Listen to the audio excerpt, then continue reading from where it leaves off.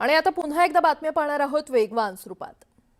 चंद्रपुरात आमदार सुधीर मुनगंटीवार यांच्या पुढाकाराने 14 जानेवारीपासून रामकथेचं आयोजन करण्यात आलेलं आहे। रामकथेबाबत झालेल्या पत्रकार परिषदेतून एबी फॉर्म वाटपाबाबत झालेल्या गोंधळाप्रकरणी कारवाईचे संकेत मुनगंटीवारांनी दिले।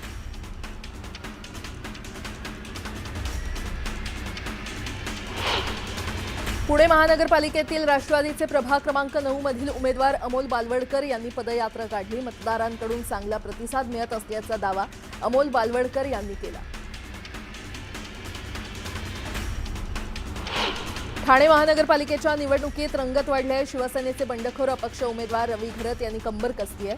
मतदारांच्या घरापर्यंत जाऊन रवी घरत मतदारांना साथ घालतायत। नवी मुंबई महानगरपालिका निवडणुकीत महायुतीतील मित्रपक्ष असलेल्या भाजप आणि शिवसेना यांच्यातच कलगीतुरा रंगलाय। झोपडपट्टी भागात विकास झाला नसल्याचा आरोप करत शिवसेनेनं भाजपला डिवचलं, तर चिन्हावरून होत असलेल्या वादावरून हल्लाबोल करण्यात आला। धनुष्यबाण ही कोणाची मक्तेदारी नाही असं म्हणत राजेश पाटलांनी शिवसेनेवर पलटवार केला। जळगावात मुख्यमंत्र्यांच्या उपस्थितीत भव्य रोड शो काढला जाणार होता, मात्र मुख्यमंत्र्यांचा दौरा अचानक रद्द झाल्यानं मंत्री गुलाबराव पाटील यांच्या उपस्थितीमध्ये रोड शो काढण्यात आला।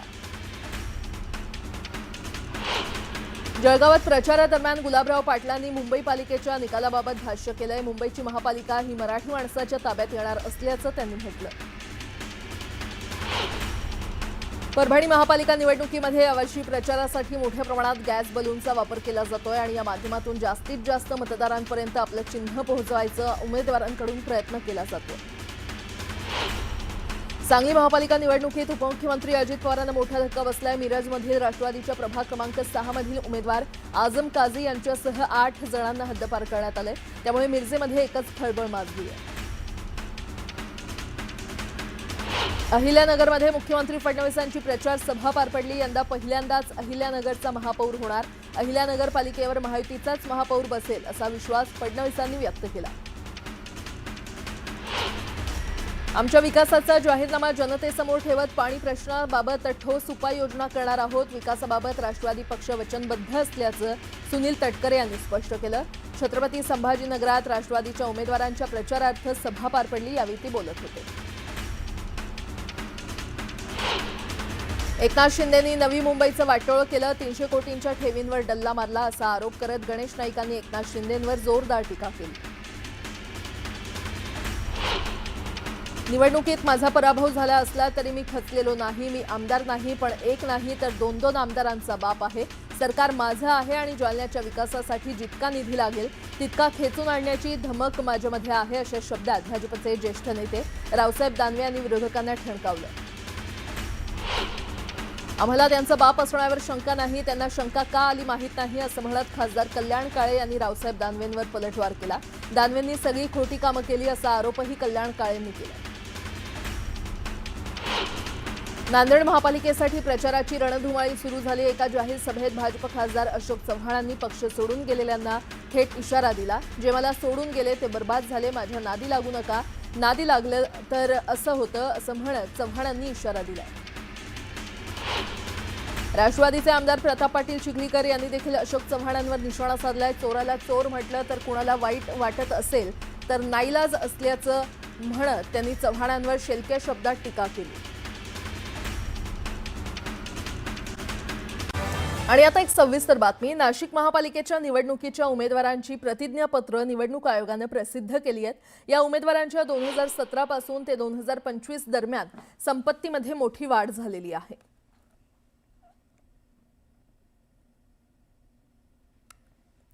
आपण पाहतोय ही प्रतिज्ञापत्र प्रसिद्ध करण्यात आलेली आहेत। या उमेदवारांच्या 2017 पासून ते 2025 दरम्यान संपत्तीमध्ये मोठी वाढ झाली असल्याचं पाहायला मिळतंय।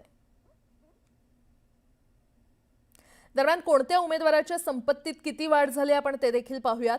रंजना भानसी 2017 मध्ये त्यांच्याकडे 2.93 कोटी इतकी संपत्ती होती आणि त्यानंतर 2015 मध्ये 2025 मध्ये 9.23 कोटी इतकी संपत्ती आहे। त्यामध्ये 6.30 कोटींची वाढ झाली आहे, म्हणजेच 295% वारी त्यांची आहे। तर मच्छिंद्र सानप 2017 मध्ये 2.87 कोटी इतकी संपत्ती होती, 2025 मध्ये 7.89 कोटी संपत्ती झाली आहे. वाढ 4.1 कोटीनं झाली आहे आणि 174% वाढ झाली आहे. हेमंत शेट्टी 2017 मध्ये 1 कोटी इतकी संपत्ती त्यांच्याकडे होती. त्यानंतर 2025 मध्ये 1.56 कोटी इतकी संपत्ती त्यांच्या प्रतिज्ञापत्रात त्यांनी दाखवलेली आहे. 56 लाखांची वाढ झाली आहे. 179% वाढ झालेली आहे. कमलेश बोडके 2017 मध्ये त्यांच्याकडे 81.9 लाख इतकी संपत्ती होती. तर 2025 मध्ये 2.12 कोटी इतकी संपत्ती त्यांच्याकडे आहे. 1.30 कोटींची वाढ झाली आहे. टक्केवारी आहे 159. अजय बोरस्ते 2017 मध्ये 6.64 कोटींची संपत्ती त्यांच्याकडे होती. 2025 मध्ये 40.87 कोटींची संपत्ती त्यांच्याकडे आहे. 34.22 कोटींची वाढ झालेली आहे आणि त्यांची टक्केवारी 595 इतकी आहे. म्हणजे 595% त्यांची संपत्ती वाढलेली आहे.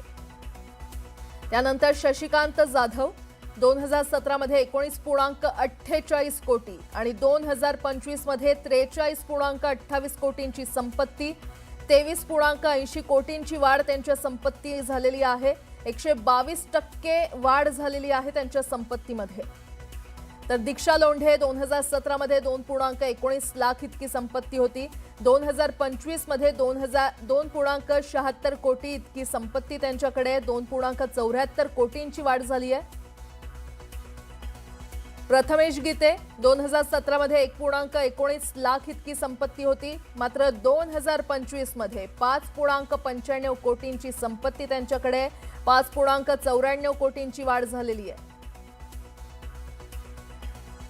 प्रवीण तिदमे 2017 मध्ये 1.93 कोटी इतकी संपत्ती होती. मात्र 2025 मध्ये 7.9 कोटी इतकी संपत्ती आहे. 5.16 कोटींची वाढ झालेली आहे.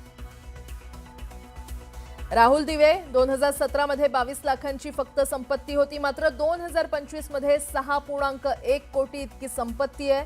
त्याच्यामध्ये 5.79 कोटींची वाढ झालेली आहे. सुफी दिवे हे उमेदवार आहेत. त्यानंतर गुलजार कोकणी यांची संपत्ती होती 2017 मध्ये 2.20 कोटी. ती वाढून 2025 मध्ये 4.45 कोटी इतकी वाढलेली आहे. 2.25 कोटींची वाढ झालेली आहे. 102% संपत्तीमध्ये वाढ झाली आहे. त्यानंतर हिमगौरी आडके 2017 मध्ये 4.63 कोटी खरं तर संपत्ती होती. मात्र 2025 मध्ये 27.29 कोटी इतकी संपत्ती त्यांच्याकडे आहे. 21.66 कोटींची वाढ झाली आहे. कल्पना चुंबळे 2017 मध्ये 19.56 कोटींची संपत्ती होती. मात्र 2025 मध्ये 41.79 कोटींची संपत्ती त्यांच्याकडे आहे. 22.22 कोटींची वाढ झालेली आहे. 114% संपत्तीमध्ये वाढ झाली आहे.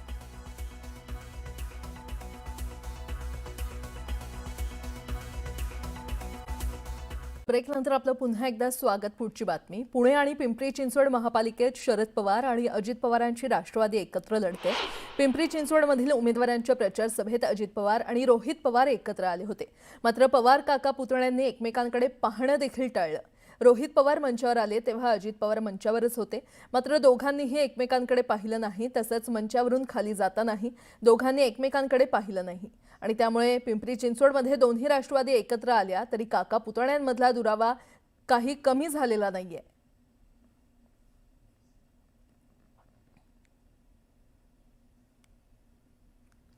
एकीकडे पवार काका पुतण्यांनी एकमेकांकडे पाहणं टाळलं असलं तरी याच सभेत KGF सिनेमाचा दाखला देत रोहित पवारांनी लांडगेंवर जोरदार टीका केली आहे.